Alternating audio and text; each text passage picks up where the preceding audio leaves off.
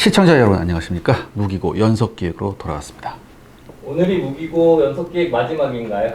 네, 그동안 중국 육해공군의 무기 실체에 대해 우리가 알아봤죠. 그래서 사실 뭐 수많은 무기체가 중국에 수많은 무기체가 있지만 대표적인 거 몇 개만 알아봤는데요.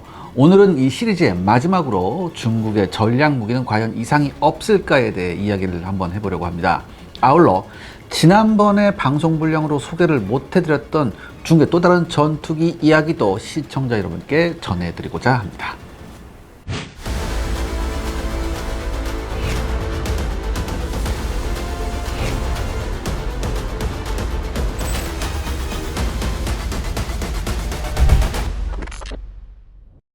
지난번에 얘기 못한 중국의 전투기가 뭔가요? 네, 아마 예상하셨을 텐데 바로 중국의 함성용 스텔스 전투기로 유력한 J-35죠. 이 J-35 역시 우리 채널에서 한번 다룬 바 있었는데요. 지난 중국의 함재기 편에서 말씀 올린 바와 같이 중국은 러시아를 통해 항공모함을 도입함과 동시에 우크라이나를 통해 소위 33 함재기 개발 당시에 사용되었던 T-10K3 시제기를 확보해서 J-15 함재기를 개발했습니다. 하지만 J-15는 수많은 결함에 시달렸고 결함을 겨우 해결한다 해도 4.5세대급 전투기일 뿐이어서 미국이나 주변국에 배치된 F-35A 혹은 C급 스텔스 전투기에 제대로 대응할 수가 없습니다. 중국으로서 가장 좋은 방법은 공군용 J-20을 함재기로 변형시키는 거예요. 하지만 이건 굉장히 곤란하죠. 왜냐? 중국의 항공모함의 최대 문제점이 뭐예요?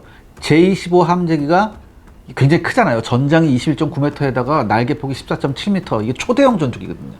근데 이런 초대형 전투기를 항공모함 내부에 충분한 수량을 탑재할 수 없어요. 그런데 J-20은 얘도 크기가 21.2m에다 날개폭이 13m의 초대형 전투기예요. 그나마 J-15는 뭐예요? 날개라도 접을 수 있지만 연료로 가득 찬 두터운 J-20의 날개는 쉽사리 접을 수도 없습니다. 그런데 중국 해군이 고민하고 있던 시기에 갑자기 해결책이 나왔죠. 중국 선양 항공기 제작공사가 수출용으로 개발하던 FC-31 스텔스 전투기입니다. 이제는 J-35로 이름이 바뀌었는데, 그러니까 이 J-35를 함재기로 사용한다는 방안을 제안한 거죠. 여기서 선양 항공기 제작공사는요, 중국의 양대 항공기 개발사 중 하나입니다. 그래서 J-20을 개발한 청도 항공기 공업그룹의 최대 라이벌 회사죠. 선양은 청도에 밀린 스텔스 기술력을 확보하고자 독자적으로 FC-31을 개발하기 시작했습니다. 독자적인지는 모르겠습니다. 외형 보면 여러분 아시겠죠? 아무튼 여기서 FC는요, Fighter China의 약자로 수출용 항공기에 붙는 용어입니다.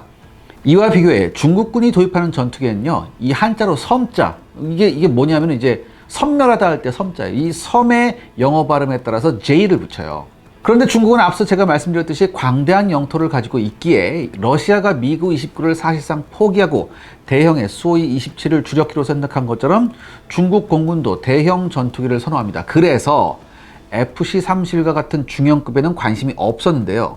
스텔스 함재기 확보의 필요성으로 인해 결국 FC-31을 J-35로 해서 선택한 거죠. 이 J-35의 성능 수준은 어떤가요? 2024년 올해죠. 올해 2월 19일 홍콩의 친중 매체인 문회번은요, J-35의 성능에 대해 다음과 같이 보도했습니다. J-35의 최고 속도는 마하 2.15, F-35의 마하 1.5보다 빠르며 스텔스기 성능을 좌우하는 레이더 반사 면적도 정면 기준 0.01제곱미터로 F-35의 0.5제곱미터보다 작다.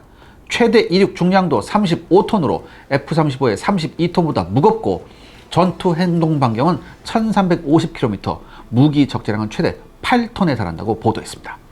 이와 관련해 중국 항공우주학회 항공지식 왕야남 편집장은요, 뭐라고 얘기했냐? 발표된 J-35의 최대 이륙 중량은 이미 미국 F-35를 추월한 것이고 스텔스 성능과 속도 및 기타 주요 지표에서도 F-35를 뛰어넘는 데다가 J-35를 중국의 항공모함에 탑재하게 된다면 미국의 항공모함과 대등한을 넘어 더 뛰어넘는다, 이렇게 주장했어요. 물론 서방 전문가들은 이걸 듣고 웃기고 앉았네, 이렇게 일축했죠. 그럼 이 J-35의 한계점은 뭔가요? 네, 선양 항공기 제작공사는요, 제가 앞에서 말씀드렸듯이 수출용으로 FC-31 개발을 시작했어요. 그런데 현재 시험 탑재된 엔진은요, 러시아산 RD33 터보판 엔진을 복제한 WS13 엔진 2기입니다. 하지만 성능적으로 이게 한계가 많아서요, 복제품이니까 다시금 WS-15에 사용된 기술력을 바탕으로 새롭게 WS-19 엔진을 개발하고 있는데요. 이 WS-19 엔진은요, 아직 개발이 완료되지 않았고 그 성능 목표도 공식 발표된 사례가 없지만 중국 전문가들은 애프터버너 사용 시 최대 22,000파운드급 추력을 발휘한다고 언급하고 있습니다. 즉 우리나라 공군의 KF-21에 사용된 F414 엔진, 이게 22,000파운드급이군요. 요거하고 동급의 엔진이 개발되고 있는 것으로 추정되고 있죠. 다시 말해서 문해보는 아직 엔진과 기체의 개발이 끝나지도 않았음에도 출처를 알 수 없는 데이터와 주장을 발표한 겁니다. 미국의 항공 전문가들은요, 소설을 쓰려면 좀 더 그럴듯하게 써라 이렇게 비판을 했어요. 왜냐? 대형 전투기로 유명한 J-20의 최대 이륙 중량이 37톤인 상황에서 그보다 훨씬 기체가 작은 J-35의 최대 이륙 중량이 35톤이라는 것이 이해가 되지 않는다는 거죠. 그리고 또한 최대 속도는요, 현대 공중전에서는 아무런 의미가 없기 때문에 반론할 필요성도 없고요. 스텔스 성능 수치도 실험실 수준에서는 얼마든지 만들어낼 수 있습니다. 진정한 스텔스 기술력은요, 낮은 비용으로 수많은 악천후와 환경적인 문제를 이겨내고 장시간 일정한 수준의 스텔스 성능을 유지하는 것이 핵심입니다. 그리고 이러한 능력은 말 그대로 오랜 시행착오 외에는 답이 없어요. 중국은 스텔스기를 제대로 운영한 지 겨우 5년 정도밖에 되지 않았는데 그러면서 지금 미국과 스텔스 성능을 논하고 있는 겁니다. 또한 J-35가 가장 공격받고 있는 지점이 뭐냐? 전투 행동 반경이에요. 전투 행동 반경 뭐라고 그랬죠? 1350km라고 했거든요. 근데 여러분들, F-35A의 경우 F-135 엔진 1개로 43,000파운드의 추력, 그러니까 F-414급 엔진 2기의 추력을 1개의 엔진으로 발휘합니다. 덕분에 F-35A는요, 무장을 내장하는 웨폰베이와 함께 대규모 연료 탱크를 확보할 수 있었고 돼지라는 악평을 듣긴 했지만 큰 덩치 덕분에 1100km급 전투 행동 반경을 확보하고 있습니다. 그런데 여러분들, 중국의 J-35는요, 아무리 봐도 미국의 F-35A처럼 기체가 비대해 보이지 않습니다. 또한 엔진도 하나가 아니라 몇 개예요? 2개잖아요. 그러니까 엔진도 2개를 탑재했기 때문에 실내 공간을 굉장히 많이 낭비합니다. 그리고 중국의 TIT는 지난번에 J28 때 제가 말씀드렸죠. 이 중국의 TIT 기술력으로는 미국 수준의 연비를 달성하는 것도 불가능해요. 그러니까 여러분들, 서방 전문가들이 이렇게 팩트로 반박해도 많은 중국인들은 J-35가 미국의 F-35를 능가하는 성능을 가지고 있고 초음속 순항 능력도 확보할 것이라고 믿고 있습니다. 믿거나 말거나죠. 시청자 여러분들의 구독과 좋아요는 영상 제작에 정말 큰 도움이 됩니다. 여러분들 부탁드리겠습니다. 구독과 좋아요. 그러면 이제 본격적으로 중국의 전략 무기 이야기인가요? 네, 이 초강대국 전략 무기는 통상적으로 핵무기와 이를 운반할 수 있는 수단을 의미하는 경우가 많은데요. 하지만 작금에 이르러서는 전략 무기의 개념이 확산돼서 사이버전 능력이나 인공지능까지도 전략 무기로 구분됩니다. 중국은 대륙간 탄도미사일, 전략 원자력 잠수함, 전략 폭격기를 모두 보유하고 있죠. 이건 보통 이제 핵 투발 수단의 삼총사라고 불리는데, 하지만 아직 형식적인 수준이에요. 중국이 진정 자랑하는 전략 무기는요, 뭐냐? A2AD, 즉 Anti-Access Area Denial, 지역 접근 거부 체계를 구성하는 극초음속 무기 체계입니다. 또한 새롭게 AI 기술에 막대한 투자를 진행하고 있죠. 미국은 2001년부터 시작된 테러와의 전쟁으로 인해 극초음속 무기 등의 미래형 무기 체계에 제대로 투자하고 있지 못하고 있었습니다. 그러다가 2010년대 중반이 넘어가면서 중국에 대응한 다영역 작전, 이게 멀티 도메인 오퍼레이션이라는 건데, 이 개념을 도입함과 동시에 6회 공군 모두가 대중국용 무기를 적극 개발하기 시작했습니다. 먼저 중국이 자랑하는 A2AD를 구성하는 극초음속 무기를 먼저 분석한 이후에 미국이 이 중국의 A2AD 체계를 붕괴시키기 위해 마련한 전략과 무기를 한번 알아보겠습니다. 중국의 전략 무기 수준은 어떤가요? 이 전략 무기의 대명사인 핵무기 숫자를 보면요, 2023년을 기준으로 미국이 5,244개, 중국이 410여 개로 알려져 있습니다. 중국은 국력과 비교해 핵전력에 많은 투자를 진행하지 않았고요. 상당히 오랜 시간 동안 300여 발의 핵무기를 유지하고 있다가 근래에 들어서야 대규모 증강을 시작했습니다. 미 국방부가 의회에 제출한 2022년 중국 군사력 보고서를 보면요, 중국이 실전 배치한 핵무기 숫자는 400여 발에 불과하나 현재 증강 추세를 이어간다면 2030년에는 1000발 이상, 2035년에는 1500여 발을 보유할 것으로 예상된다고 밝혔습니다. 중국이 생각보다 핵무기 숫자를 늘리지 않은 이유는요, 핵무기의 제작 및 유지를 위해 말 그대로 천문학적인 비용이 필요하기 때문입니다. 그래서 시진핑 주석 이전의 중국 지도자들은 형식적인 핵무기 숫자만 유지하면서 국방 예산을 주로 군사 기술력 혁신에 투자했고요. 시진핑 정부 이후부터 본격적으로 핵무기 확장이 시작됐습니다. 그런데요, 지난 2024년 1월 미국의 블룸버그 통신은요, 미국 정보당국의 보고를 기반으로 중국 전략무기 준비 상황에 대해 보도했습니다. 내용은 중국 ICBM을 비롯한 핵미사일을 운영하는 중국 로켓군 산하 미사일의 일부에 연료가 아닌 물이 채워졌고, 지상 배치 장거리 미사일의 지하 경납고, 이걸 보통 사일로라고 하죠. 이 사일로 덮개가 제대로 작동하지 않는다고 이렇게 보도했습니다. 그리고 이 사실을 파악한 시진핑 주석이 중국군 수뇌부 지휘관 10여 명에 대해 숙청을 단행한 것으로 알려졌죠. 미 정보당국은 중국군 내 만연한 부패로 인해 중국의 전쟁 준비에 상당한 문제가 있다고 분석했습니다.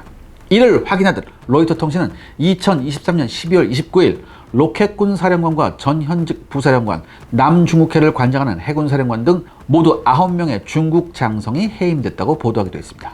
여기서 중국 로켓군은요, 중국의 핵무기를 관장하는 주요 조직입니다. 핵무기 이외에도 재래식 탄두를 장착한 지상발사 탄도미사일과 순항미사일, 그리고 극초음속 미사일을 모두 관할하죠. 중국 로켓군의 핵심 임무는 미국과 러시아의 핵 위협에 대응함과 동시에 대만을 둘러싼 전쟁 혹은 분쟁이 일어날 시에 접근하는 미국 항공모함 전단을 요격 및 차단하는 겁니다. 이렇게 중요한 임무를 수행함에도 2021년 7월 미국 정보당국은요, 중국이 신장 위구르 지역의 사막에 설치한 100발 이상의 핵 탑재 미사일 경납고에 있는 지하 발사대에 문제가 있다고 밝혔습니다. 미 정보당국은요, 지하 발사대를 보호하고 있는 덮개들이 불량이어서 유사시에 미사일을 효과적으로 발사할 수 없는 수준임을 파악했다는 그런 내용을 이제 발표했죠.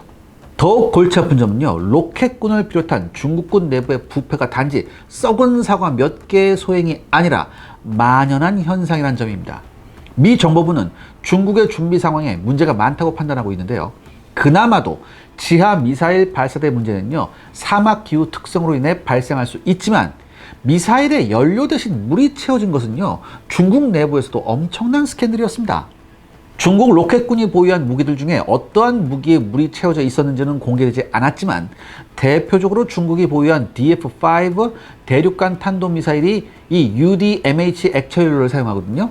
여기서 이 UDMH는요, 북한 스커드 탄도미사일 등에 사용 중인 문제의 독성 연료입니다.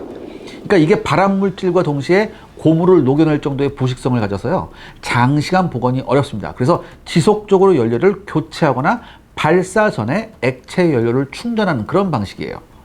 중국은 1980년대 중반부터 본격적으로 DF-5를 배치하기 시작했는데요, 현재도 상당한 수량을 운영하고 있지만 독성 연료로 인해 발사 준비에 30분에서 2시간이 필요합니다. 그리고 연료 교체 작업이 너무나 위험하고 까다로워서요, 서방 전문가들은요, DF-5의 UDMH 연료가 물로 교체되었을 가능성이 높다고 분석하고 있습니다. 중국은 2006년 이후가 되어서야 장시간 보관이 가능하고 신속 발사가 가능한 고체 연료형 DF-31 대륙간 탄도미사일을 배치하기 시작했습니다. 이어서 2020년대부터 고체 로켓을 사용함과 동시에 차량 운반이 가능한 정도로 소형화된 DF-41을 배치하기 시작했죠. 흥미로운 점은 중국이 2020년대 이후부터 본격 배치를 시작한 DF-41의 성능이 1970년부터 미국이 배치를 시작한 미니트맨-3 대륙간 탄도미사일 수준에 불과하다는 점입니다. 미국은 중국의 핵 위협 강화에 대응, 배치된 지 50년이 되어가는 미니트맨-3를 대체함과 동시에 러시아가 자랑하는 S-500 지대공 미사일 등의 방어 체계를 돌파할 수 있도록 현재 LGM-35A 센티넬 대륙간 탄도미사일을 개발하고 있습니다. 이 LGM-35A 센티넬의 개발에는요, 14조 5천억 원을 투입해 2036년부터 배치를 시작할 계획입니다. 기존 미니트맨-3보다 소형화되고요, 보다 빨라짐은 물론 내장된 기동형 탄두가, 이걸 보통 MARV라고 하는데, 이게 적의 요격에 대응해 복잡한 회피 기동을 수행할 수 있는 것으로 알려졌습니다. 그래도 중국은 극초음속 미사일을 실전 배치했는데요. 네, 중국이 진정 막대한 투자를 진행한 분야가 바로 극초음속 대함미사일이죠. 중국은 세계 최초로 극초음속 부스트 글라이드 무기인 DF-17을 2010년대 중반부터 배치하기 시작했습니다. 부스트 글라이드 등 극초음속 미사일의 특징은요, 우리 샤르레 군사연구소의 예전 영상이 있으니까 꼭 참고해 주시기 바랍니다. 아무튼 부스트 글라이드 대함미사일 중에 현재 유일하게 실용화된 것이 바로 중국의 DF-17이고요. 미국의 MDA, 즉 미사일 방어국을 통해 자세한 추적 데이터가 보도되기도 했죠. MDA에 따르면요, 탄도미사일 로켓으로 발사된 DF-17은 일시적으로 100km 수준의 고도까지 상승한 이후에 이어서 50에서 60km 정도의 고도를 오르내리며 비행한다고 했습니다. 이와 비교해 사거리 1000km급 탄도미사일은요, 300km 이상의 고도까지 상승하는 것이 일반적입니다. 그러니까 이렇게 고도 300km까지 상승을 할 경우 지상에 배치된 탄도탄 조기경보 레이더가 2000km 밖에서도 그 존재를 확인할 수 있게 되고요. 당연히 상당한 요격 준비 시간을 가질 수 있죠. 그런데 이 DF-17과 같은 부스트 글라이드 무기는요, 겨우 100km 정도까지만 상승합니다. 그러니까 대략 1000km 거리에서만 그 존재를 잠시 탐지할 수 있을 뿐이죠. DF-17의 로켓 부스터에서 분리되는 시점의 최대 비행 속도는 마하 10이었고요. 이어진 1400km의 비행 거리에서 마하 6을 초과하는 평균 속도를 기록했습니다. 이는 1400km의 거리를 10분대 초반에 돌파함을 의미하고요. 탄도미사일과 비교해도 속도 면에서 크게 뒤처지지 않습니다. 그리고 DF-17은 최종적인 표적 돌입 단계에서도 마하 5 이상의 극초음속의 속도를 유지했습니다. 사실상 요격이 쉽지 않은 무기죠.